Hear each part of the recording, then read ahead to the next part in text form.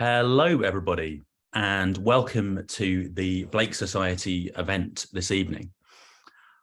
We are very excited this evening to welcome two guests, the children's author SF Said and bookseller and illustrator Tamsin Rosewell.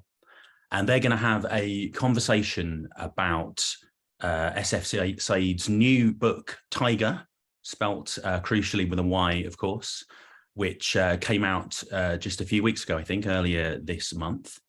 And they're also going to consider the influence of Blake more broadly on children's literature. So I'm going to give a brief introduction to both our guests in a moment, but just before I do, a quick blurb about the Blake Society itself. We meet about once a month to put on events, generally on Zoom in our post-pandemic times, in which we invite people to talk about Blake and his work, perhaps how he's influenced their work or their ideas, and generally increase our knowledge of all Blakean subjects. So we've just spruced up our website. So if this is your first Blake Society event this evening and you enjoy it and want to find out more about us, then please head to blakesociety.org. and you can read up more about what we do, and if you want to, become a member. Right, a brief introduction, as promised, to our two guests this evening. SF Said's first book, Varjak Paw, won the Nestlé Smarties Prize for Children's Literature and was listed by Book Trust as one of the 100 best children's books of the past 100 years. The sequel, The Outlaw Varjak Paw, won the BBC Blue Peter Book of the Year. As you can see, SF is wearing with pride his Blue Peter badge, an object of some envy. His third book, Phoenix, was chosen to represent the UK on the IBBY International Honour Book List and shortlisted for the Guardian Children's Fiction Award. His new book, Tyger, which is why we're all here this evening, was published earlier this month, and like SF's other books, is illustrated by the incredible Dave McKean. SF is a fellow of the Royal Society of Literature and has written about children's books for The Guardian and the Daily Telegraph, and given talks at the British Library and on BBC Radio 4. He is a passionate campaigner for literacy, libraries, and reading for pleasure. Tamsin Rosewell has been a bookseller for 15 years with a specialist knowledge in children's and illustrated books. She is known for her painted window displays, particularly at independent bookshop Kenilworth Books. Tamsin is a regular panel speaker at festival and festival event chair, as well as being judge of the Stratford, I hope I pronounced this right, Salaria Picture Book Prize. All that do. She has been on the advisory panel for Pathways into Publishing and a reader for Book Trust's Book Buzz programme. Tamsin lectures regularly to publishing and creative writing master's students and is part of University College London's bookselling research network. She also works as an illustrator, broadcaster, and speechwriter. In addition to all of that, as if that wasn't enough, Tamsin put together I think, 3-part podcast about William Blake a few years ago, which I thoroughly recommend seeking out, in which she interviewed, among many other luminaries, our chair, Tim Heath. On top of all of that, I'm delighted to say that both SF and Tamsin have contributed pieces to issue 3 of our journal, Vala, which will be coming out next month on Blake's birthday, the 28th of November. And just before I hand over to our guests, I'll just point out that the event for the Blake Society next month, which I think is going to be on Wednesday, the 30th of November, will be an online launch of issue 3 of Vala. Right, that's definitely enough from me. So I'm going to hand over to this no doubt fascinating conversation between SF Said and Tamsin Rosewell. Thank you. Thank you very, very much, John. And it's great to see SF again. Before we launch in, just a few points on sort of housekeeping, I think you might call them. If you have questions, and we'll have time for questions at the end. If you've got questions for SF, could you raise your hand? I don't mean literally. There's a little button called reactions at the bottom of your screen. If you click on that, you will see that you are able to put your hand up in the air and wave it about virtually. and we will know that you've got a question, and we will invite you to come and ask your question. I'd also like to say I'm very conscious that we've got a really interesting mix of people here tonight. We've got, you know, lots of people that SF and I sort of know of and have got to know through the Blake Society, you know, very much Blakean people, but we've also got a lot of other people who've joined us, you know, and perhaps this is your first time, you know, talking about William Blake, listening to somebody talking about William Blake. So those of you who aren't Blake Society members, please don't feel that there are questions that you cannot ask because you're in the context of a literary society. You know, we will be very, very happy to, you know, answer. We're all Blake evangelists here, so feel free to ask anything. I'm actually going to ask SF to start with the with an introduction to his own book. It would be really easy for me to just read you the blurb on the back, probably written by the publisher, but I think it's really important that actually we hear it in an author's own words. So SF, tell us about Tyger, introduce us to Tyger. Thank you so much, Tamsin, and thanks to the Blake Society for hosting us tonight. Well, the roots of my new book, Tyger, go very, very deep for me, back to some of my earliest childhood reading experiences. I remember reading William Blake's poem, The Tyger, when I was at primary school, and being absolutely blown away by it. We'll talk a bit more about that later, but obviously that's one of the roots of Tyger. Another would be the collection of folk tales and legends from across the Muslim world, known as Alf Layla wa Layla, or 1001 Nights, sometimes known as the Arabian Nights. Also, some of what I feel to be the greatest children's books of all time, such as Philip Pullman's His Dark Materials, Mallory Blackman's Noughts and Crosses, those extraordinary stories that imagine other worlds which have different histories, alternate histories. I love that. So Tyger is very much my attempt to write one of those. The story is set in London in the present day, but in a strange alternate world, the history of which is absolutely not the history of our world. In the world of Tyger, the British Empire has never ended. It's still going in the 21st century. Slavery has never been abolished. It too is still going in the 21st century. Foreigners all have to live crowded together in a ghetto in Soho, and huge numbers of animals have been hunted to extinction. There are almost no animals left in the world of Tyger. And yet, in that incredibly dark and dangerous world, a boy called Adam and a girl called Zadie encounter this incredible, impossible being in a rubbish dump in the middle of London, this mythical, magical, mysterious animal known as Tyger. And that is basically what Tyger is. It's a great big adventure story about a boy, a girl, and a tiger, and it's also about everything. So I guess that's a little bit to get us started.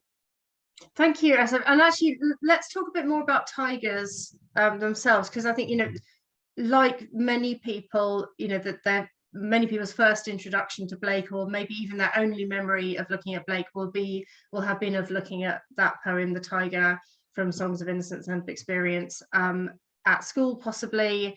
It is extraordinary. It does tend to stay with you, even if you only remember fragments of it. And then I think that there is an enormous appeal of tigers with an I, which I mean, as well as the tigers with a Y, to a lot of people as well. That they are really extraordinary creatures. They look quite magical. You know, even if you just know Rousseau's painting, there is something mystical about that imagery as well, of the image of the tiger. And of course, in London in Blake's time, there were these extraordinary menageries, you know, all the way down the Strand, many of them huge menageries where you know, could see tigers. You know, that there were, I believe that there were tigers in the Tower of London at the time that Blake was around as well. So that they were known. But I just wondered about the appeal of the actual tiger to you, the idea and the concept of what a tiger is. To me, a tiger kind of suggests infinity. You know, they are incredible in that way. And I think Blake's poem gestures to that very strongly. Infinity is a theme that echoes through all of his work. You know, when I look at it, the symmetry of the stripes, you know, it really does seem to kind of be a gateway into the infinite, you know. So I've always loved tigers. I mean, I remember when I was very young, even before reading the Blake poem, I had a toy tiger that I used to take everywhere with me. And, you know, this before Calvin and Hobbes, I was walking around with a toy tiger and was even known to certain people as Tyger. So I guess tigers have been, you know, very important to me for a very long time. And of course, I've always loved cats. My first book, Varjak Paw, is about a kitten who dreams of becoming a great warrior. That was inspired by a couple of cats I have known in my life. In general, the cat family is where I feel I belong, I suppose. Nick Campbell, who has a beautiful children's literature blog, just interviewed me about this and asked about this whole cat thing. And I had to say, in all honesty, if I could choose to be anything, I'd much rather be a cat than a human. You know, what is this? But and if I could be any cat at all, obviously I would be a tiger. They're clearly the best. Tigers ought to be in charge of the world, I feel. I don't know how this has happened. Yeah, they do a much better job than the current people in charge of the world, I think. Can we, how dare I, can we steer on to talk about children's books? And I'm curious to talk to you about you as a children's writer and why for children. I think in our world of children's books and children's publishing, you know, we do talk about this a lot, and perhaps it's quite obvious to us that, you know, those are the really powerful stories. The children are often the ones who are asking the big questions and capable of the really big thought.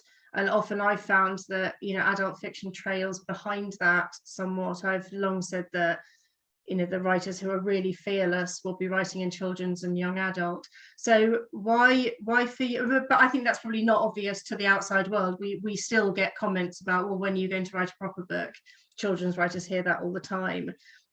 So I'd just like to talk to you about, why are you a children's writer? Why is that important to you? Why are we not here discussing an adult novel? I suppose, I mean, there are so many ways I could begin by answering that question, but I suppose the first thing to say is that, to me, the books that we call children's books are books that are written for an audience that includes children, of course, but excludes absolutely no one. To me, a children's book is really a book for everyone. It's a book that everybody can read and enjoy. And in the same way that we have family films, we don't think there's anything odd about a whole family going and watching a Star Wars movie together. I think there can be books for everyone that we could all read together. I was absolutely delighted, literally last night, to hear on Twitter of a family doing a reading of Tyger, and people of all different ages experiencing, sharing the story together, the story kind of connecting them. I love that. What could be more powerful for an author than the idea that your story could be read at any age and enjoyed at all different kinds of levels? So when I go back to my favorite childhood reading, I think of a book like Watership Down by Richard Adams, which I read when I was 8 years old. So I loved it as an 8-year-old, as a page-turning adventure story about rabbits trying to survive in the wild. I reread Watership Down as an adult, and clearly, although the author takes the rabbit stuff extremely seriously, there's some fantastic natural world writing in that book. It's a story about us. It's about the big questions of human life.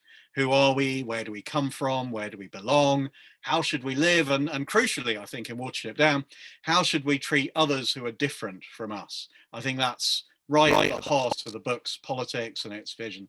I don't think I consciously registered any of that as an 8-year-old, but clearly it had shaped me at a very, very deep level, because when I reread that book as an adult, it was like seeing a map of my inner landscape suddenly revealed. This book appeared to know everything about me, and that was because it had shaped me so deeply. And I think I realized then that these books that the wider culture all too often dismisses, patronizes, belittles, or just ignores, they're just books for kids, aren't they? They're the most important books of all. So I think if you're a really ambitious writer, children's literature is the place to be. If you want to write stories that are going to resonate across generations, these are the books to write. And I look back not just at books like Watership Down, but we could talk about writers such as Alan Garner, who last night, I believe, came within a Tyger's whisker of winning the Booker Prize. You know, Susan Cooper, Ursula Le Guin, you know, there are so many we could talk about. To me, those books are richer, deeper, more rewarding, more satisfying than the kind of thing that does win the Booker Prize. So yeah, that's why I write books for everyone. The fact that their first readers tend to be children is great from my point of view, because I think children are brilliant readers. They're open to absolutely anything. What more could you want? All they would really like is that you don't get boring. So you know, you got to keep the story going, but once you do that, they will go with you absolutely anywhere. So I love writing for children, but I would also say grown-ups are very much allowed and indeed positively encouraged to read our books too. I think as well that if you say to a group of people, tell me about the books that are really important to you and that shaped you, very, very often they will name children's books, and often very young children's books as well, you know, picture books from really, I mean, you know, I've still got the ones that really shaped me from when I was about 4 years old. And I think that that's almost universal, isn't it? When you start to think about what are the books that shaped me, those children's books come out very often. I also think that I think children are the most discerning readers in the world. I think what I see a lot of in adult fiction is, I hope there are no adult fiction writers I'm going to insult massively now, but there's a kind of something to prove, I think, if you're often an adult writer and you want to be writing in a particular style, in a particular way. I did an interview with one of Penguin's authors a while ago, and adult fiction writer, and somebody at the end asked her, said, would you consider writing a book for children? And immediately she said, oh good God, no, that would be far too difficult. If you haven't got the child on the first page, you've lost them. An adult will persevere, will say, I'll just give it a bit longer, or my friend really enjoyed it, I will keep trying. And I think children are very, very discerning readers. I do think it's a big leap to go from children's books to talk about illustrated books, and anyone who's seen Tyger will not have missed the fact that it's illustrated all the way through, not just with a cover design. It's got Dave McKean's, I'm just going to hold one up. We'll look more closely at some of the illustrations of Dave McKean's later, but they're very, very much part of the story. To me, as an illustrator and a bookseller, I see Blake as one of the first almost great illustrators. He is producing word and image combined on a page to make it more than the sum of its parts. And often, and Tyger is a very good example, those images, they almost conflict. They don't seem to quite match. We've got this extraordinary poem about a tiger and immortality and infinity and great questions, and then the tiger at the bottom is this really rather charming little pussycat at the bottom, which I think is a really interesting question. I'd just like to talk to you a bit about why are you producing all of your books have been heavily illustrated, and these are older children's books. These are not picture books. They are intended for older children, and adults. And I just wondered why illustration? Can we just talk that through a little bit? Maybe starting with Varjak-Paul.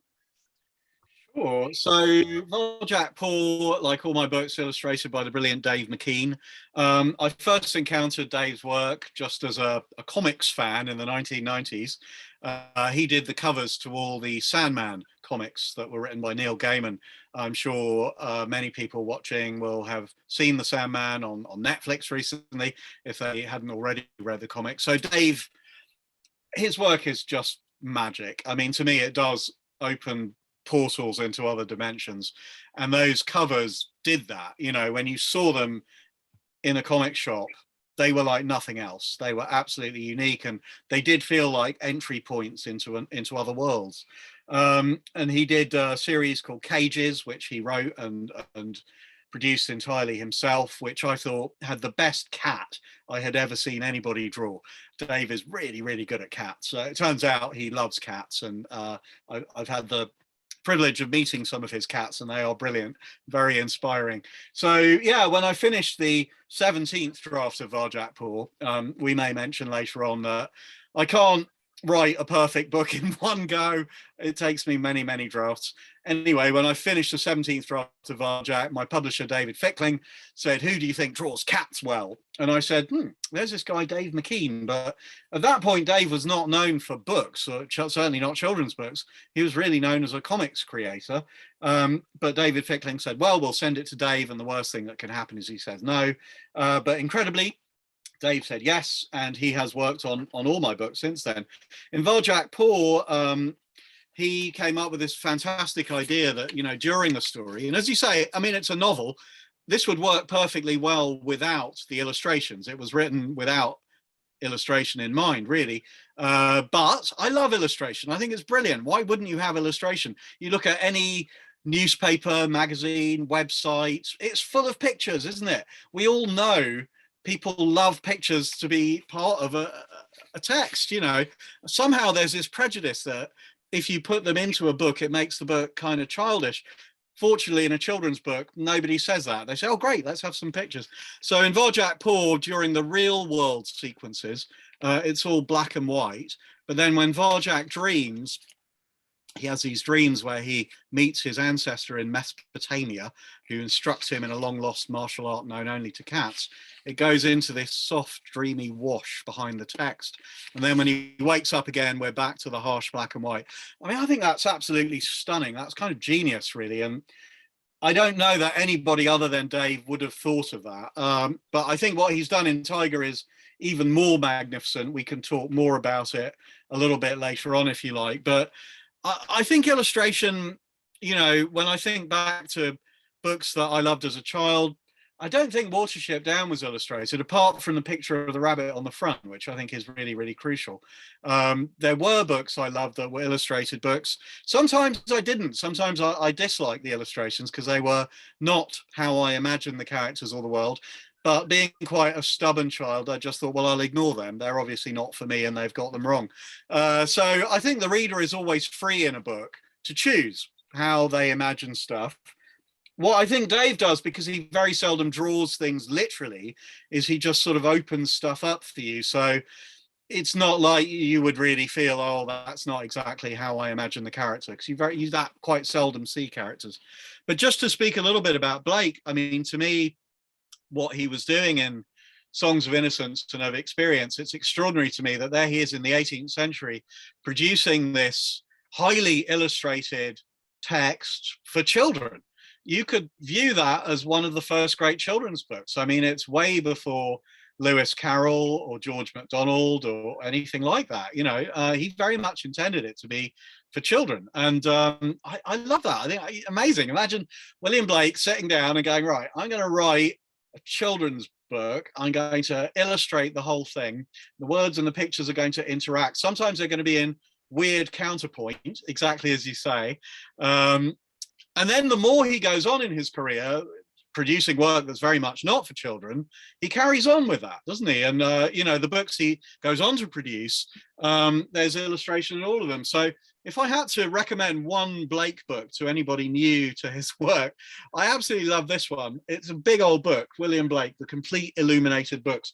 But this book shows you exactly what the stuff looked like as Blake printed it. You know, this is how he wanted the work to be seen. So when you see one of the poems with just the words, that's really not what he wanted. He wanted it to be seen like this. And it's not just illustration. You'll know all the elements of design. So where you have a title, there's all this stuff around it, which is kind of taking you into the world of the poem. Obviously, it's not that easy to read the writing, but I found if I read this alongside, for example, a text like this, William Blake's Poetry and Designs, where, you know, you do get some illustration, but then you can just read the words in a normal way. If I had those two side by side, absolutely mind-blowing. I mean, I cannot think of another form to which I could compare Blake's illuminated books. I would say it is more intense than anything I've ever seen in a cinema. Forget Marvel universe stuff. This is way, way bigger and more epic, you know, than anything Hollywood has ever contrived. It's not like any other book I've ever seen. The closest thing I can think to it is what Dave does in a book like Tyger.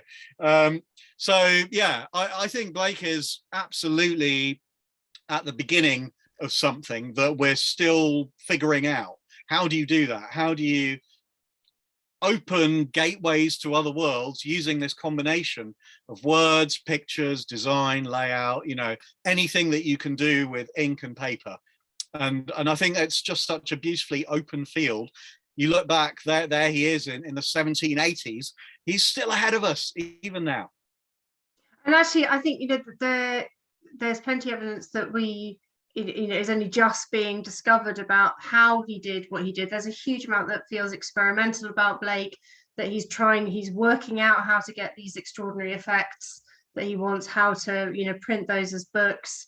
Michael Phillips did a lot of work looking at his actual printing process, I think fairly recently, certainly, you know, within the last, you know, decade. And it's been very, very interesting to see that emerge, actually, to understand better how he did what he did. We really didn't understand it for a very, very long time. Can we stay with illustrated books for a moment and actually look more closely at what Dave McKean has produced? I think we've got some screen, you can share some screen images, can't you? And some close-up, you know, so we can have a really close look at what Dave has done. Do you want to start by telling us about the cover design? Yeah, I would love to. So I just love this. Hopefully you can all now see a great big tiger looking at you. And he can. To me, the eye of the tiger, particularly on the front cover on the right, is just extraordinary. We were talking about evoking infinity. You know, this is a book set in an alternate world, which is one of an infinite number of alternate worlds, as science now tells us there could very well be. And how do you suggest that? How do you evoke that? Well, I think the depths that Dave has put into that eye with those kind of swirls and those fractal patterns that he uses in his artwork, and those kind of galactic spiral arms, to me really does suggest infinity. But then if you just move down and you look at that London cityscape there, I think you can immediately feel that this is London because there's St. Paul's. But what are all these dark satanic mills belching out smoke? You know, that doesn't really look like our London, does it? Or any London that's existed in our world. So to me, that image there, which is just a tiny detail really, in the fur of the tiger, does create this feeling of we're going to be going into something that's familiar and yet different. We talked a lot when we were discussing what Dave might do with Tyger as to how he could show that this is London now, but not our London and not our now. And those are such easy things to write. You can just put in words, it happened in the 21st century, in a world that is not our world. But how do you do that visually? That's not an easy thing at all to do. So this idea that really is, again, entirely Dave's, I can't really take credit for it. They are in the text, but his decision to foreground them and highlight them and make so much of them, these extraordinary smokestacks, factory towers, dark satanic mills, as I say, that's the kind of first illustration you encounter on the way into Tyger as you open the book. And next to it, there are just the words, it happened in the 21st century when London was still the capital of an empire and the empire still ruled the world. So you know straight away, I think, you know, between the words and the pictures, where you are, when you are, and that it is not here and now. As we move through the book, we discover, as I say, all foreigners have to live in this cramped ghetto in Soho, and the main characters in the story, the main human characters, are Muslim kids, as I myself am, and they live in the Soho ghetto. But Adam happens to find in this rubbish dump in the middle of London this thing that is not supposed to exist. All tigers are extinct in this world, but incredibly, there is this tiger, and the tiger is a tiger. Like Rich Adams and his rabbits, you know, I take the tiger stuff very seriously. I did a lot of research. I even went into a tiger cage in London Zoo, ZSL, and the description of the scent of the tiger as being like honeysuckle growing wild. This is factual. This is true. This is real solid research. I've been in a tiger cage, and that is what tigers smell like. It's unbelievable. You wouldn't think they would smell sweet, but they really do. Anyway, there he is. with the tiger. He then brings his friend Zadie, short for Scheherazade, because she knows certain secrets that bear upon the fate of the tiger. The tiger is wounded, the tiger is in trouble, and they want to protect the tiger. They want to save the tiger. But the tiger turns out to, as I say, not just be a tiger. The tiger has all kinds of powers that they cannot begin to imagine. And she begins to show them that they too have all kinds of powers. And to access these powers, they have to go through a series of doors. The doors of perception being the first, obviously that is straight out of Blake. But I then ran with it a little bit. I thought, well, if there are doors of perception, maybe there could be other doors too. So we have the doors of imagination and the doors of creation, which open onto extraordinary powers with which perhaps you could save the world. What I like is the idea that actually perception and imagination and creation are powers that we all possess, every single one of us. You know, I love a good superpower, but in Tyger, I wanted to challenge myself to write a story where the powers are powers that we really do all have. So could a boy and a girl use the powers that we all have to save the world? Perhaps with the help of this extraordinary being who shows them that they have infinity inside them.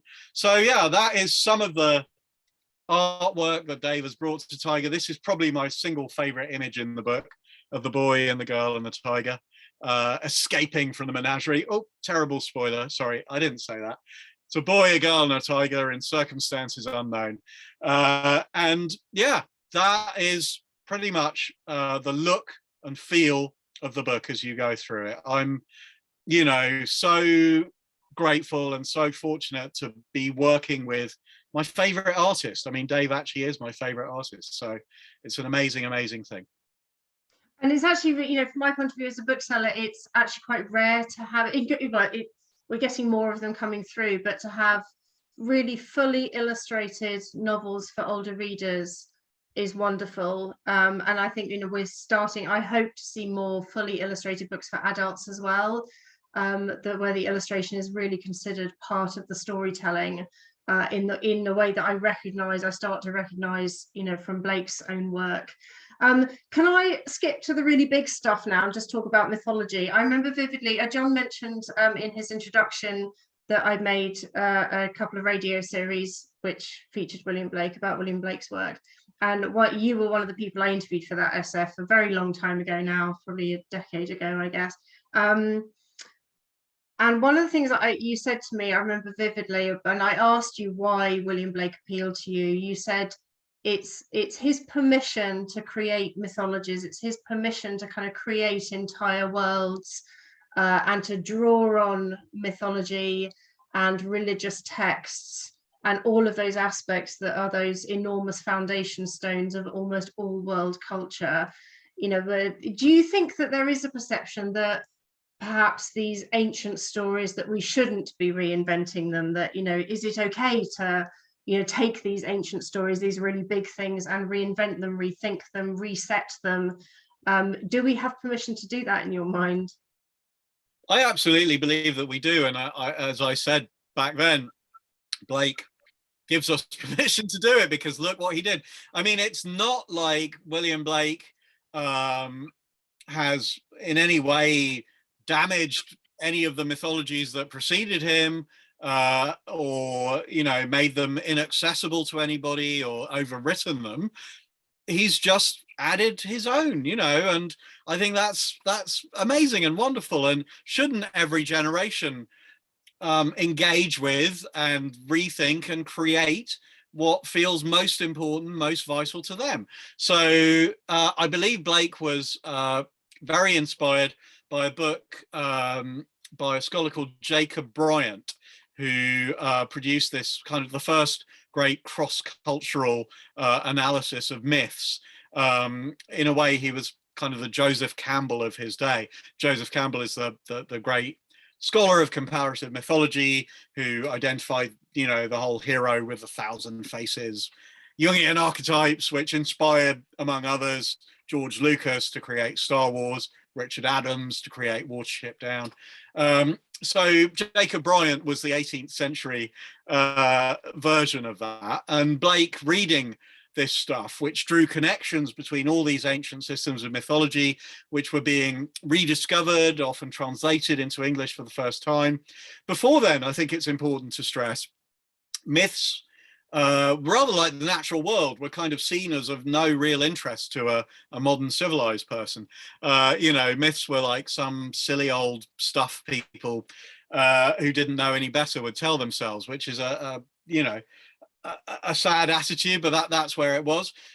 Blake was probably, you know, in the first generation or two that began to feel, just a minute, there may be some timeless wisdom here, there may be tools here that could help us to think about our world, the real world, how we navigate our way through it. And the kind of thinking that you find in mythology, while not being literal, offers you these tools for thinking, dreaming, imagining, and creating realities.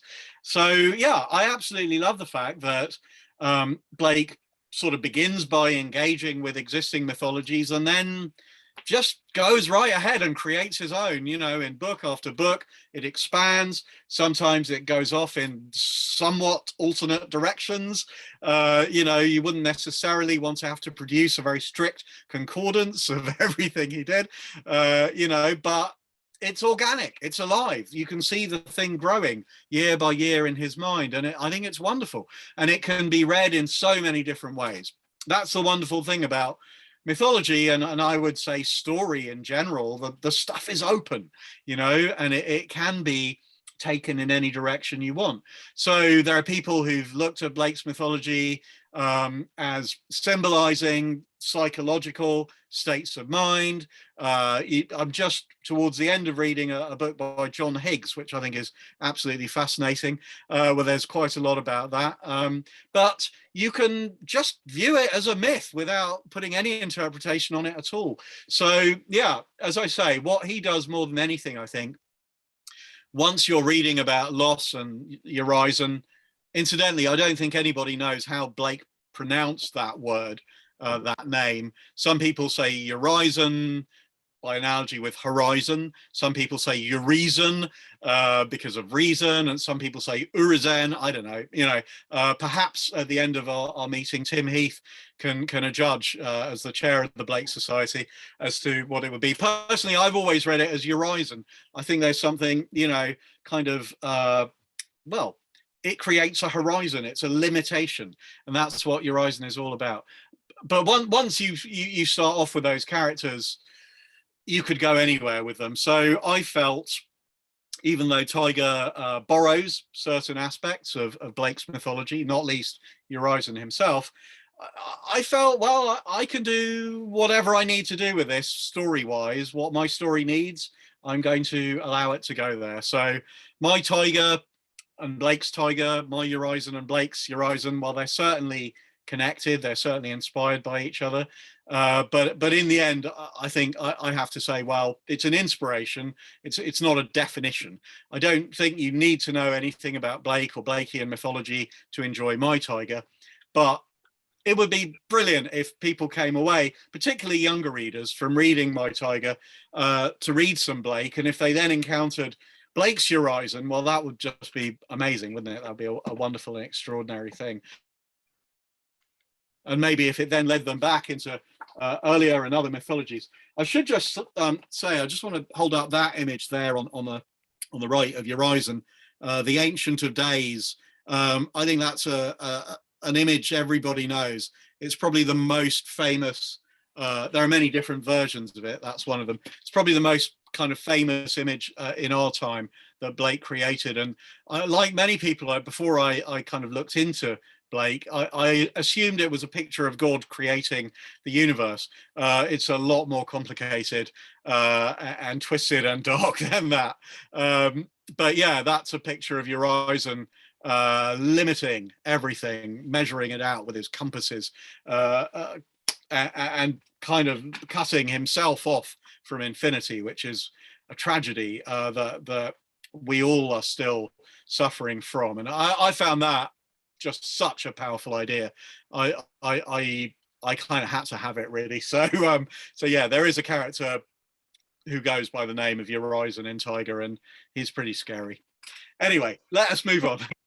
I was going to say, can we talk a bit more about the concepts of infinity and eternity? I know those are enormous things to throw at you at, so you know what, 20 to 9 on a whatever day this is. But you know, I think that there are concepts of infinity and eternity that appear. The more you think about them, the more impossible they appear for a human to be able to think about. And yet you've woven all of them. And Blake talks a lot about infinity and eternity, you know, using those words. I just wondered, you know, what your thoughts were on those matters and the idea of weaving those enormous things into a children's book. Well, I think children's books are big enough to contain infinity, and maybe they're the only books that are big enough to do so. Yeah, infinity. What a thought! What a thought! I still can't get my head around it. You know, I love it. I'm kind of really mesmerized by it and drawn to it, and it's very easy to take it for granted because, you know, we just toss the term around, don't we? But infinity, you know, when you read a poem like the Tyger, I feel you do get a glimpse of infinity. It does open onto something that is ultimately ungraspable, unfathomable. You know, it is beyond. And I think that's, for me, that's the key thing there. It's the beyond. So with Phoenix, my last book, which is set across an entire galaxy, I wanted to do something really epic, you know, a story set in space, a great war between humans and aliens, and then these kind of ancient gods coming down from the sky, with the aliens believing that, you know, all the stars are alive and sometimes do come down from the sky.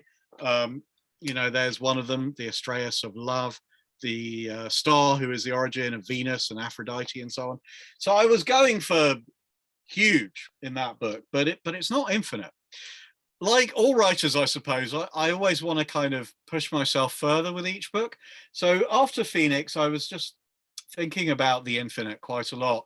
And in many ways, Tyger is quite a compact story. You know, it's maybe a third the length of Phoenix. It's really quite short. It's not much longer than Varjak-Pour. It's all set in one city, but it opens onto infinity.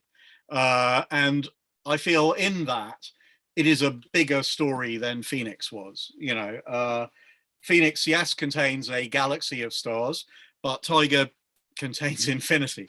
How do we grasp infinity? I mean, I think Blake tells us we can hold it in the palm of our hand. I just, wow, you know, and eternity in an hour. I mean, a world in a grain of sand and heaven in a wildflower. You know, I've got them back to front there, but I think this idea that in everything that exists, if we were to allow ourselves to go into it deeply enough, it would take us into realms beyond our comprehension. I just love that. And that's all the way through Blake. And I mean, it's all the way through my Tyger as well. So Adam literally does see heaven in a wildflower. He does see the entire history of the world by going into a grain of sand through the doors of imagination.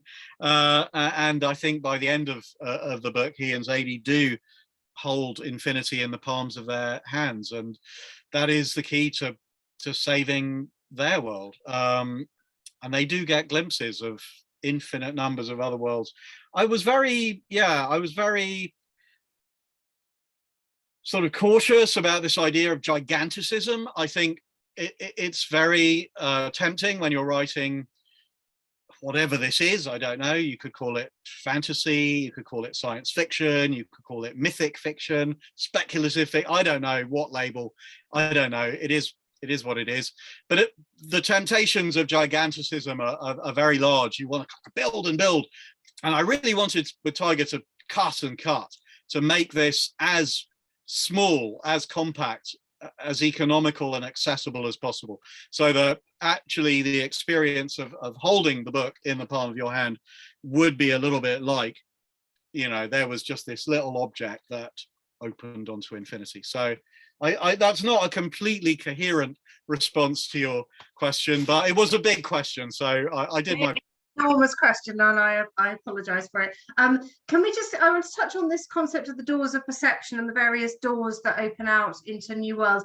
You know, a lot of writers, you know, both adult writers and children's writers, will create other worlds with passages that lead to them. Sometimes it's an entirely fictional world that we don't have access to, that is completely their creation. Sometimes they slip into it, you know, through a physical object, you know, a doorway, a tunnel, and so on and so forth. And sometimes it's a world you slip into through dreams, you know, perhaps paranormal events like time slips, for example. Tell us about your doors of perception, and they are actually almost physical presences, aren't they? They're not, you know, dreamlike wavery things. They are actually doors here. Why did you decide to do that? Yeah, there's the first set of doors with the Tyger. Well, I have to be honest here. You know, although the book will tell you on the cover that I am the sole author, I had an enormous amount of help from an enormous number of people who read the book and generously shared their thoughts. Principal among whom, of course, were my editors. So David Fickling, who published my first book, Varjak Poor, still publishing me now, and his daughter Rosie Fickling, they two were the editors of Tyger. And in early drafts of the book, although there were doors of perception and imagination and so on, it was really just a phrase. Something like Adam felt as if doors were opening in his mind and he went through.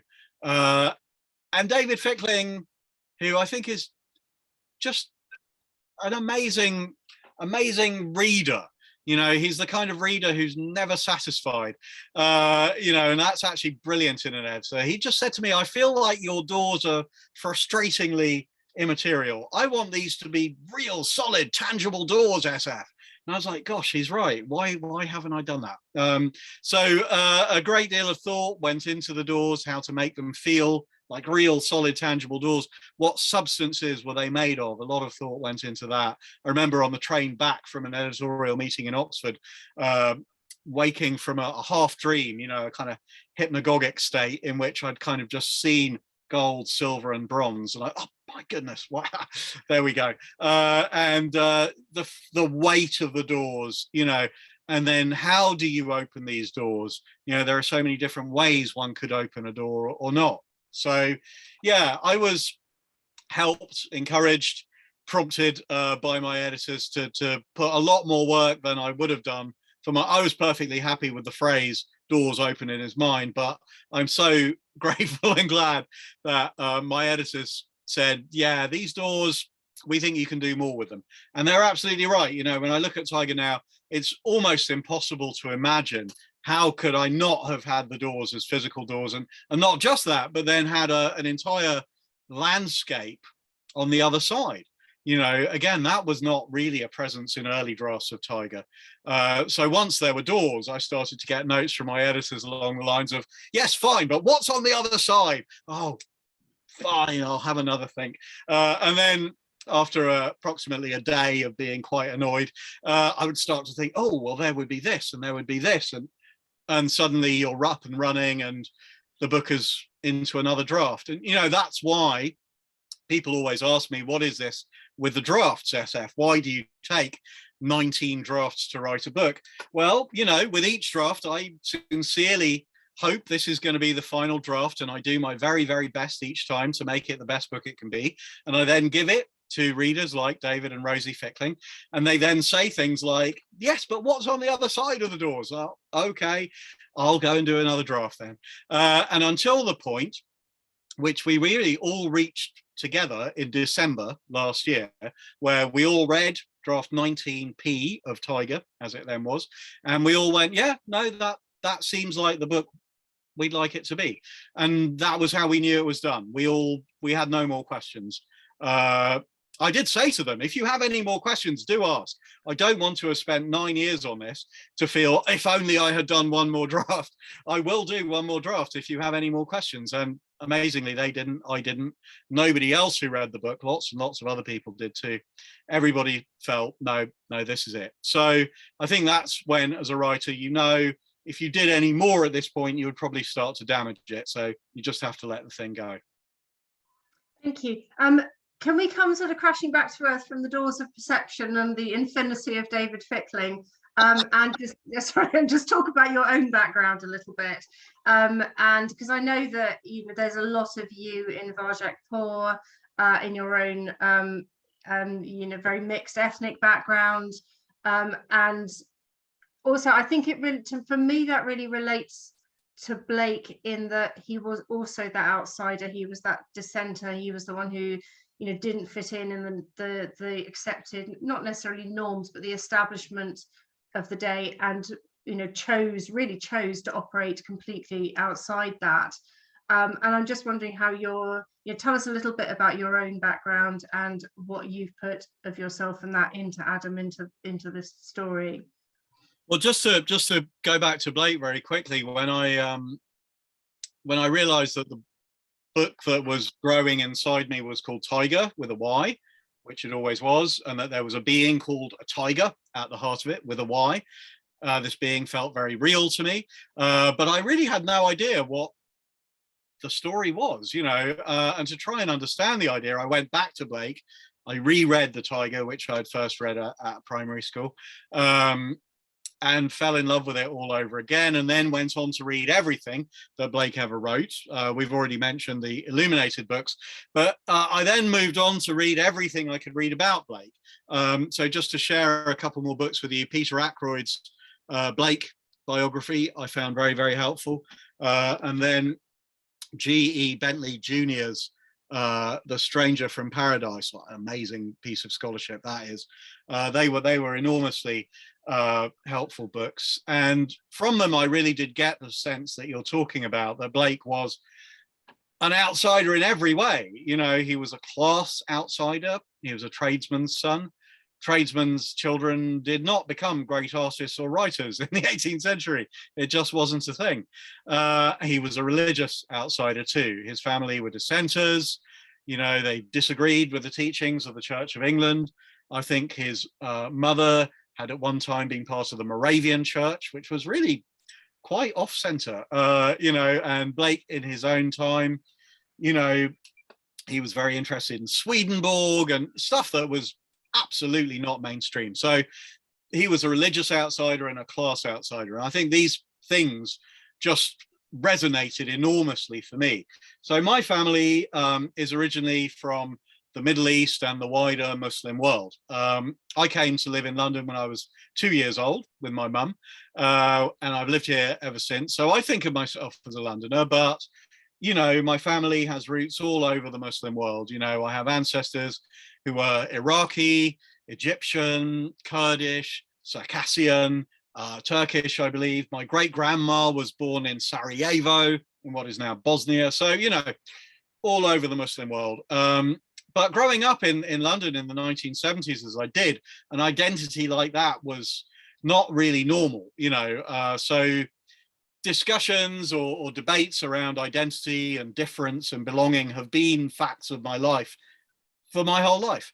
When I came to write Varjak-Pour, I started writing that book in 1997. Well, when I was a kid, I should say, there were certainly no children's books that reflected my identity in any way at all. Even by 1997, when I wanted to start writing children's books, there still weren't, as far as I could see. So I ended up writing a story about a cat who is a Mesopotamian blue. Mesopotamia, of course, is the ancient name of the country that we now call Iraq, where some of my family came from. So that was kind of my way of doing it, and it worked. Publisher said, yes, I want to publish this book. And I'm pretty sure if I'd written a book about an Iraqi street kid, which would be the equivalent of what Varjak-Pour would be if you translated it into human, I don't know that there would have been a publisher for that book at that time. But children's publishing has changed an awful lot in the last few years, an awful lot. It's come a long, long way. I think starting with the We Need Diverse Books movement, which began in America, and then all these conversations that have been happening in all kinds of venues.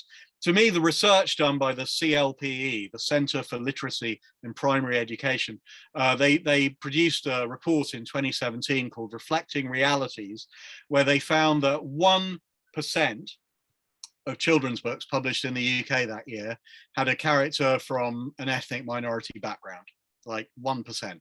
And that's at a time when approximately 30% of the school-age population was from such backgrounds. So massive underrepresentation, like off the scale, factor of, I don't know what that is, so there were a lot of conversations in the world of children's books that were going on during the time I was writing Tyger, which made me feel, okay, the world has changed. People are ready now.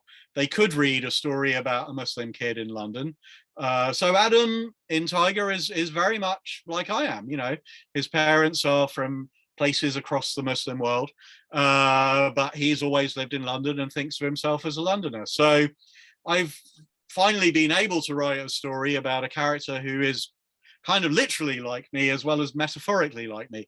As I said at the beginning, of course, if I could choose, I would be a cat, but as I am trapped in this strange primate body, I feel it's important to write stories about humans as well. So I have now done that, I think, and I feel quite emotional about it, actually, that I was nervous. What were people going to think when you have a character who, there it is in black and white, he's walking around London, he's Muslim, he's Middle Eastern. Are people going to be all right with that? Well, the responses so far to Tyger have absolutely blown me away. It's been genuinely kind of moving and uplifting and inspiring to see just people, teachers, librarians, booksellers, people who love children's literature of all sorts, just saying the most extraordinary and amazing things about Tyger. So thank you to everybody who has done that, who's read Tyger and said such nice things about it, and made me feel that, well, there is finally a place in the world for a book like that. That's an extraordinary thing. Before we move on to questions, and I'm looking at the time, can we just talk a little bit about London? I mean, you and I are both Londoners, I think, in our souls, as well as actually properly Londoners. While SF and I are talking about London, can I ask if anyone's got any questions? You might have already put them into the chat perhaps, but can I ask you to put your hand up in the reactions thing so that we can see clearly who's got a question, and we're not wading through the chat function? That would be great. So let's go back and talk about London while people are having a think about questions. Blake's London and indeed your London are very different from the physical London that we've got. I'm particularly interested in the rivers. I've always loved the Thames. I love London because it's like a crucible. It kind of, everything is crushed together in this extraordinary kind of chalk bowl that we've got, which is central London. But in Blake's time, there were rivers, the Tyburn and the Fleet leap to mind, and we now talk about these as lost rivers, but in his time they were very much not lost. He would have been able to walk along those rivers, and probably did, doing deliveries for his family, maybe as a child. And I'm aware that you've got a connection to those rivers as well, and that you were a photographer and you were taking photographs for another book, which was also about these rivers. So can we just dwell a little bit on London for a while and its rivers? Absolutely, yeah. So London, as I say, I've lived in London since I was 2. I have no memory of living, although I was born in Lebanon and lived briefly in Jordan. I have no memory of living anywhere else. So being a Londoner is a huge part of my identity, being a British Muslim also, being a children's writer also, I think identity is multifaceted and so on. But yeah, London to me, it's a place that is capable of appalling violence and greed and pollution and horror, of course, but it is also a place that I feel is extraordinary in its openness. It is a city open to everyone. I love what Sadiq Khan, the mayor of London, has said, London is open. That was his big line. And I totally agree with that. I totally buy that. To me, London is openness in itself. You can be from anywhere and be a Londoner. I've always felt kind of like I belonged in London. So yeah, I wanted to put those two elements into Tyger. So you know, that it is a city that has people of many different backgrounds, although they do all have to live in this ghetto at the beginning of the story. But yeah, it is also a place where public space is shrinking. The super rich own more and more. The enclosures, which were really just getting into high gear in Blake's time, are a major feature of Tyger.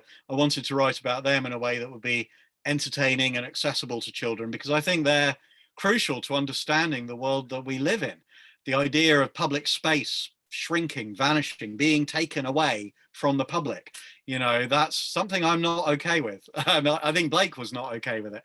But London and its rivers, yes. So I do photography just as an amateur. You know, I would never claim to be a photographer. I like taking pictures.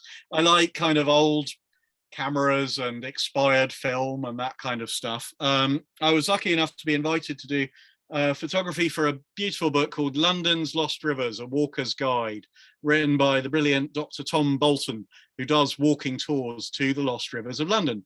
And so for this book, we walked up and down the Tyburn and the Fleet and the Walbrook and the Effra, and I took strange Polaroids like this in an attempt to evoke their atmospheres. I think the lost rivers, they're still there. They're not lost. They may have been concreted over and turned into sewers, but there are places you can still see these little traces of them. If you go into Sloane Square Tube Station and look up from the platform, you will see the River Westbourne in a giant pipe going over your head. It's amazing. We did a second volume, London's Lost Rivers, A Walker's Guide, Volume 2. So I think if you enjoy Tyger and you want to know more about the Lost Rivers, this is a book I would absolutely urge you to have a look at. I find these rivers kind of haunting. I've read amazing poems about them. I think UA Fanthorpe wrote one which has always stayed with me, and contains the names of lost rivers like the Effra and the Fleet as a kind of refrain. So in Tyger, I really wanted to get them in because I'd seen so many extraordinary things doing these photographs on these walks. There are places you can actually kind of get into tunnels that lead you to the lost rivers. And I was taking the photos with one part of my mind, but with the other, I was thinking, this is a children's book right here. You know, this is going in Tyger. So, yeah, it was just serendipity, you know, but it just worked really, really well. And then in terms of thinking about infinity, how would I kind of conceptualize infinity? The idea of a river branching tributaries going on endlessly, stream upon stream, flowing out to other worlds, world upon world, on the banks of these endless rivers. That just seemed to me like such a powerful image. You know, it kind of really hit hard when I thought of that. So the lost rivers and the rivers of light that Adam and Zadie and the Tyger see in Tyger, they kind of came together in the book. And I think when you open up Tyger, the end papers at the beginning, there's one that shows you just the Thames, but then when you get to the end of the book, it's not a spoiler, but all the lost rivers are resurfaced and shining, burning bright. So it's a beautiful book, isn't it? I'm so grateful to Dave McKean and David Fickling Books for making an object that beautiful. But I can see there are loads and loads of questions in the chat, and I'm sure there'll be others elsewhere. Where should we begin? Right, let's start at the top. I can see Keith Robinson has got his little hand up. There we go, a little yellow hand. Keith, do you want to just unmute yourself and put on your camera if you wish and ask away? I've unmuted, can you hear me? We can indeed, nice to see you. I've shared my horrible face with you as well, hello. Hello. Tamsin and SF, first of all, thank you so much, and it's just really lovely to kind of see you in sort of real life, because we know each other a little bit on Twitter. Yeah. Tamsin perhaps more so than SF, but this is just such a brilliant thing. There's so much wrong with the modern age, but isn't this a great thing about it, that we can do this sort of thing? Yeah. So, oh my goodness, where do I start? I've got so many questions, and I could just fanboy all day about Dave McKean with you, SF, because he's my favourite artist. I've followed him since the Sandman covers, like you. I think his illustrations for your book are some of his best work, actually. I mean, they're just stunning. And I'm still running to the letterbox every day because my copy of Tyger hasn't arrived. So I haven't read it yet. So I could just ramble on and that would be really boring and unfair for everybody else. So I'm going to ask you a really annoying specific question. I'm always really interested where authors, or why and how authors choose names for their characters. And as soon as I heard about Adam and Zadie, I was really struck that there were some interesting things going on. There was an A and a Z. Zadie short for Scheherazade, which I didn't know until just now, but obviously Scheherazade's the narrator of Arabian Nights. Adam is the first human, according to, you know, the Old Testament. I don't know, what led you to those? They seem very specific choices. Oh, thank you so much for all the lovely things you've just said. And I would love to actually just, you know, fanboy with you about Dave McKean. But Adam and Zadie, well, no, they weren't always. Well, actually, Zadie was always called Zadie. The minute she came into being as a character, I think that was her name. But Adam wasn't always called Adam. His name went through many iterations. Adam Alhambra is his full name. Or Adam Alhamra, as you'll discover if you get to the end of the book. I think for me, sometimes names are about resonances and kind of references and evoking things. But sometimes they're just about the kind of the sound of it and the poetry of it. Like many things in writing, you know, when you feel like something just feels right or looks right. There's definitely something powerful to me about the A and the Z, as you've said. It's kind of alpha and omega, isn't it? You know, and I guess if you're trying to evoke infinity in some way, it might not be a bad thing to have an A and a Z. I don't know that I can necessarily say all that much more about the names. I mean, I think all the things you've mentioned are definitely things that I've thought of and that went into those choices and decisions. There were a few others too. But yeah, at the end of the day, they felt right. You know, they looked right, they sounded right.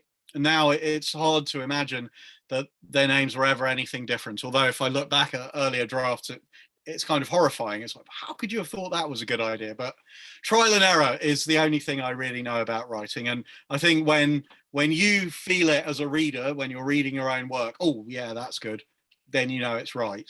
So that's how I ended up with those choices. Does the name settle when the character settles? Like when that character is real in your mind and they're doing their own thing independently of you, is that sort of, does that arrive at the same time as like, oh yeah, that person is called Adam, you know? That's, it's different with every character. I can't say that there's a absolute relationship. Sometimes I kind of know the character, but it takes ages to work out the name. Sometimes I know the name, takes ages to work out the character. Sometimes working out one helps to work out the other. You know, I can't see a clear pattern, I'm afraid. I wish I could say yes. no, it's fine. My process is chaos and kind of embarrassing, but all I know is if I keep going, I get there in the end. There's no doubt, however, certainly with Adam, when I realized he was Adam Alhambra, it clicked a lot of things in the story for me, and that actually came quite late. That was very long way into the process. But Zadie was Zadie from a long way back, pretty much from the beginning, as I say, and it was always short for Scheherazade. So although her character develops, you know, all along through the writing, her name remains stable. So go figure, it's a mystery.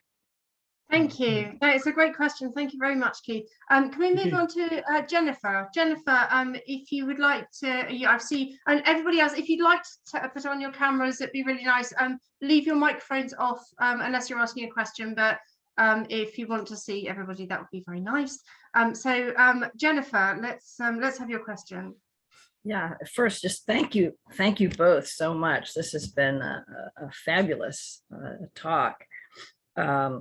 I'd like to go back to the cover of the book, and in addition to what some of the other folks have said, that the eye of the tiger on the front, yes.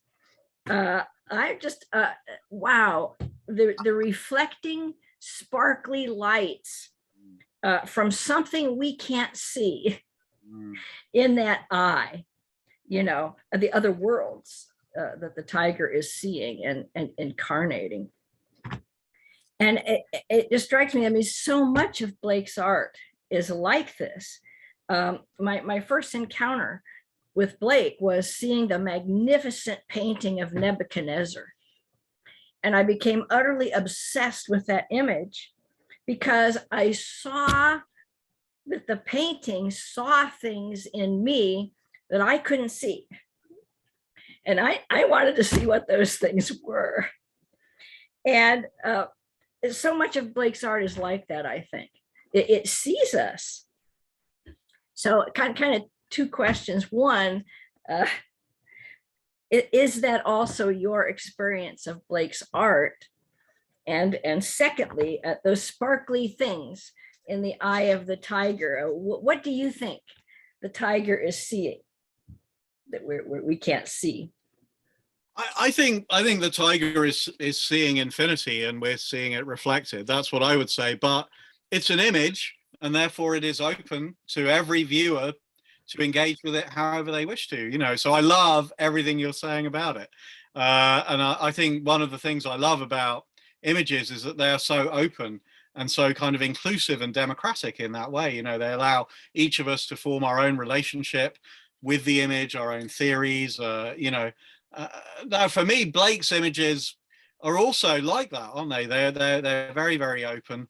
I remember going to there was a really big Blake exhibition at Tate Britain not long before COVID-19 and the first lockdown. You know, it was maybe 2019, something like that. And they had just a ton of stuff I'd never seen before.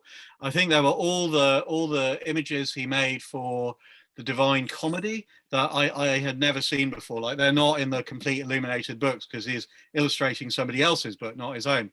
So I'd not seen those, and they are incredible. They're so powerful. I went around that with a couple of my Egyptian cousins, one of whom is an artist, a painter himself. He's about 65, and his son, who is a musician, who at the time was probably about 15, and there was me in the middle, and we were all, you know, just so blown away by this stuff, but we were all engaging with it in very different ways. Ali, my painter cousin, was absolutely fascinated by the technique. How did he do this? And, you know, what were the techniques that he used? And perhaps thinking, maybe I could do that, you know. Whereas I think my 15-year-old cousin was essentially seeing this as a heavy metal concert that was playing out in front of him. It was, you know, these images were so dark, man. You know, he was really into it and kind of headbanging, you know, and I was in the middle of writing this, you know, so as you can imagine, I was just making notes the whole time, and all of that fed into the writing of the book. So yeah, I mean, I think what you're describing, the image sees you in some way, I think that's very profound and very true, you know, and it sees each of us differently, you know. The painter, the musician, the writer, we all are having a different experience, but we're all in some way connecting with Blake and with Blake's extraordinary imagination and creation and perception. So yeah, I had a really powerful experience going around that exhibition that I don't think I'll ever forget my whole life. That's the most kind of accessible I've found his work to be in a gallery setting. I think actually with Jennifer as well, what listening to what your question, that to me sort of sums up the appeal of Blake for me as well. People often say to me, you know, why Blake? What is it about it? It, you know, when I looked at it, it seemed impenetrable. I didn't really understand it. What is it to you? And I think the way you've just described it as, you know, it saw things in you that you didn't know and couldn't see. That's what I see in Blake as well about me, not about you, obviously, but about, you know, what it sees things in me that I didn't know were there. I completely agree. I think that's and then we grow into the art, you know. Yeah, we're the ones. Yeah. Thank you both so much. Oh, that's a pleasure. That's a pleasure, Jennifer. I can see Jason Whittaker's got his hand up. Jason, come and ask your question. Can I also ask you to briefly just tell us about your own books as well, because I can see that people in the chat have been asking for recommendations on the evening. So I'm going to Oh, just pray for indulgence from it. And Jason, could you please tell us about Jerusalem and other works? Okay, so yeah, thank you. I'll very quickly then. So I've been writing about William Blake for 30 years, and the two most recent books have been Divine Images, Life and Work of William Blake, which is like an attempt to provide a comprehensive guide to pretty much everything Blake wrote and illustrated. And then the most recent book is Jerusalem, Blake, Perry and the Fight for Englishness. So history of England through the hymn Jerusalem over the past 100 years. So yeah, and also for anybody's interested, I'll put in the chat later, I've been running a blog for 12 years called Zoomorphosis, which is on reception of Blake and artists and writers and comics and music and just about anything that takes my fancy. So yeah, a bit of a Blake head for a long time now. Yeah, and also, there are people asking for recommendations. I think that probably the blog will be the easiest one for actually people to just log on to and look. And I want to say, first of all, congratulations on the book, and also just show my cat Agrippina has been enjoying Tyger this evening very much. It's a wonderful contribution to the Whitaker household, and I'm going to be doing a review of it soon. So, but seriously, congratulate! What a great book! I mean, absolutely fantastic. And the question I wanted to ask, I've actually got loads of questions, but I'll keep it to one at the moment, which is you mentioned briefly when talking about Blake, the graphic elements, the design, so, you know, the title with the elements. And one of the things that I loved about Tyger was actually not simply that it's illustrated, but it is designed as a book. And if you could say a little bit more about the book design, and I was curious as to what your involvement was with the publisher, with Dave, particularly at the end when it becomes, there's elements of graphic novel, but also then, I mean, there's the one page where the tiger disappears, you know, and the tiger was gone, which almost looks like Mallarmé, you know, sort of on coup de day, sort of modernist poetry, or, you know. So I was really impressed with the design of the book. So if you could say a little bit more about that, that's the one, fantastic, yeah. So what was the kind of thinking behind that? Because it's great to see that kind of innovation in book design, not simply illustration, but actually the feel and the format of the whole work. Oh, thank you. That really means a lot. I feel, as I say, just incredibly fortunate to be working with Dave. You know, a lot of this stuff is just Dave. But, you know, when you as the author say right up front at the beginning to the publisher, okay, so Dave is a brilliant designer as well as illustrator. Yes. And I would like him to be free to do anything he wants to do. You know, it does then open a space for magic to happen. When I wrote that scene, I did lay out the words a lot like this, not exactly like that. Dave did slightly change some of the lights. Yes. So it was kind of fragmented and moving across the page. Yes. But the idea that it would be in this kind of double page spread and you would just have the tip of the tail disappearing, no, I can take no credit for that entirely, Dave. But I mean, actually, if you look at Varjak Paul, there are sequences where he does things quite a bit like that. There's a scene where Varjak is trying to talk to a car for reasons that will be apparent if you read the book. And as the car comes closer and closer, it pushes all the words off the page. And then as it drives over Varjak's head, you can see the texts kind of tailing out like that. Again, that's largely Dave. I did have them in those lines, but I didn't have them aligned in that way and with the sound of the car horn so much better. And so, yeah, I mean, he is somebody who thinks every single element should be contributing to the effect. If I could rephrase my question then, because I mean that last one you just showed, that's almost like Apollinaire, you know, that kind of concrete poetry type stuff of the early 20th century. I mean, absolutely brilliant. How does it feel then as a writer to have an artist take your words and play with them in that way? I love it. It's so open, and you know, it's it makes them come alive, you know, and you do your best, you know, to get the words to be well, portals to other dimensions, you know, you hope, you know, but there's ultimately a limit to what words can do, I think. And I think that kind of thing, as you say, exactly, design elements as well as illustration can expand, you know, your options for what is possible. So yeah, I love it. I think it's great. Sometimes I've ended up slightly changing the words as a result of what Dave has done with it. So there's a little bit, I don't want to kind of spoiler it too much, but this sequence over here, right towards the very. Oh, I love that. Yeah, that takes my breath away. But those lines were originally slightly different and laid out slightly differently. And when I saw the page layout like this, I did edit the text to make it work better within that. And I slightly changed the way the page before was laid out, just so that it would have, like, you know, maximum possible. Yes. Those final sequences are stunning. They're absolutely wonderful. Oh, thank you, Jason. I think they're seriously absolutely wonderful. It's a wonderful book. As a writer, you know, the hairs on the back of your neck stand up on end when you see stuff like that come in. So, yeah, I felt it was powerful when it was just words, but my goodness, you know, that does take it to other levels and other dimensions. And to hear your response, particularly, you know, given your work, that's just blown me away. So thank you. No, it's lovely, absolutely beautiful, and it's lovely to hear you talking about it tonight. Really fantastic. Thank you, Jason. That's a great question, and actually, it's one of the things that I take great joy in as a bookseller, is seeing more and more books coming through that are just really beautiful pieces of publishing. And I think, you know, all of the authors I work with are fantastic storytellers, but there are actually just some things that really need the images as well. And actually, one thing that does leap to mind in Phoenix, SF Said's Phoenix, I've got an old hardback one here, is the Songs of the Astraeus, which actually I think, so these are Dave's illustrations, you know, for those moments when the Astraeus speak.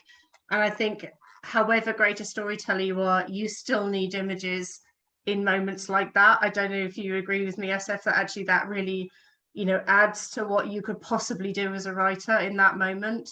I don't just agree, it goes much further than that. I mean, actually, the truth of it is, in early drafts, not even early drafts, even in quite late drafts of Phoenix, when I was writing about the 12 Astraeus, there was a bunch of the kind of mythic background that I needed to kind of lay out and make clear to the reader.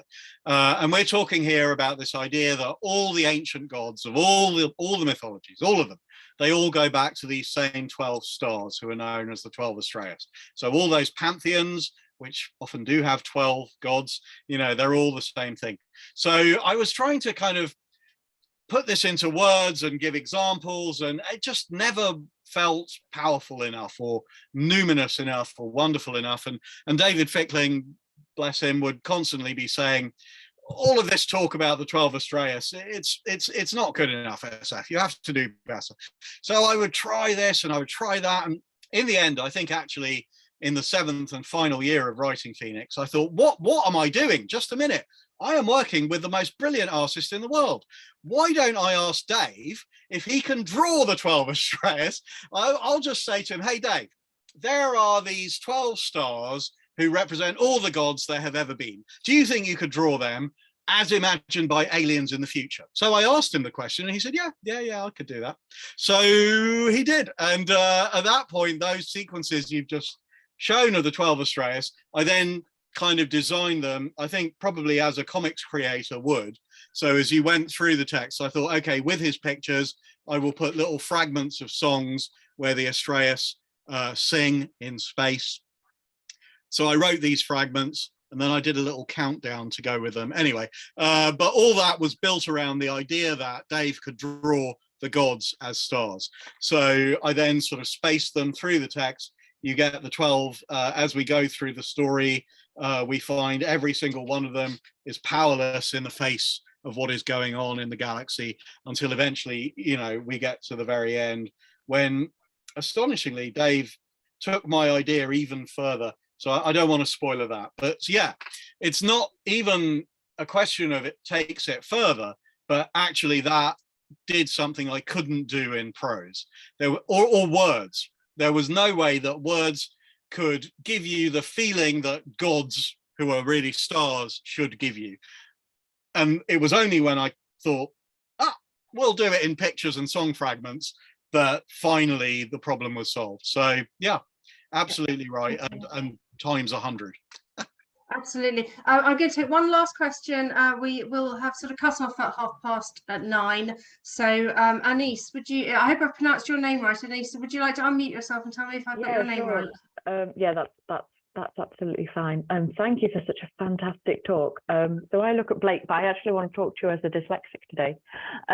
So picture books are amazing for me. They're such a great way of understanding a text that sometimes can be confusing on its own, which I think is why I came to Blake, because he does do that.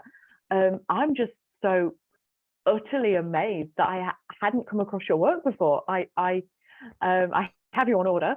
I love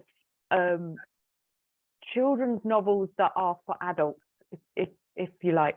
Yeah. So they have a fantastic story with pictures. I remember reading Skellig with the drawings for the first time, and it changed my world. I think sometimes people are a bit obsessed with this idea that you have to move on to words only, that there isn't a kind of mixture. I just wanted to ask why. I don't really know how to put this question without it sounding weird. We don't mind weird, and the mixture of like text and image, especially because you have someone else doing your images, whether you ever felt that they weren't getting it right. Does that make sense? Whether you ever felt that you needed to give more information in sort of a like, oh no, I'll just do you a quick sketch because you're not seeing it how I am. Does that make sense? Yeah, no, that totally makes sense. I think so. On the one hand, there are times when Dave has drawn something that is just completely different to how I imagine it, but it's often better than how I imagine it. His visual imagination is much more powerful than mine is. Like I think I can make an okay photograph, but yeah, drawing, painting, all that kind of thing, no, absolutely not. I can't. So he just has all this stuff. So like the cover of Tyger, that is a painting in real life that he then digitized and used fractal software to generate patterns and I don't know what he did to it. Anyway, he did a bunch of stuff to it. I could never produce anything like that in a million years, so even if there are occasions when I might look at things and say, well, it's not how I imagine it, I've got to admit it's better. So yeah, it's never a bad thing, and it's just wonderful. And I've heard from I do a lot of school visits as a children's author, and I understand that a lot of kids who have struggled with reading before have made breakthroughs with one of my books. Often they've been a kind of a breakthrough book for kids, and I think well, part of that is obviously down to how I always want to keep chapters short and sentences short and make it exciting and have stuff happening on every page. But I think a very big part of it too is what Dave has brought to it, that you're almost never confronted with just a solid block of text. You've always got something to break it up. You've always got something. Okay, every so often you'll get one of those, but not that often, and I think it'd be really interesting for me to hear, actually, as a dyslexic, do you find the way that pages like that are laid out actually helpful? Does it help you to access a text? Yeah, so I don't think in words, so I think in pictures. So when I try and imagine a page to remember something, if it's got pictures on it, it's great. I can remember the page perfectly. If it's just words, then that's more difficult. I have a slight issue with comics because there's too much on the page. But once I worked out how Kindle works, so you can zoom in and out, that was fine. But yeah, pictures on the page help me remember where I am in the novel or what's happening. And just, even if it's not how I imagined it, it gives me a sort of an insight into something that maybe the words don't allow, because the words sort of act as a block. I'm not sure if that's making much sense. Absolutely. Can I suggest, I think I'd love to continue that. If you're on social media, Anise, I suggest you link and have this conversation. I'm just really aware that we're very, very tight on time now. I'm actually just going to hand back to Tim Heath very quickly, if I can, just to sort of round things up, if that's okay. And we could have chatted all evening, but Tim, I know we have less than a minute. What a wonderful evening. My thanks to John for introducing it, to Tamsin, and of course to SF Saeed for a wonderful conversation. When you first described or asked what does a tiger represent to you, you said infinity, and then you pulled up the book, and on one side you have an eye, and then on the back cover you have another tiger's eye. And if you try to loop them together in your mind's eye, you get, of course, the infinity symbol.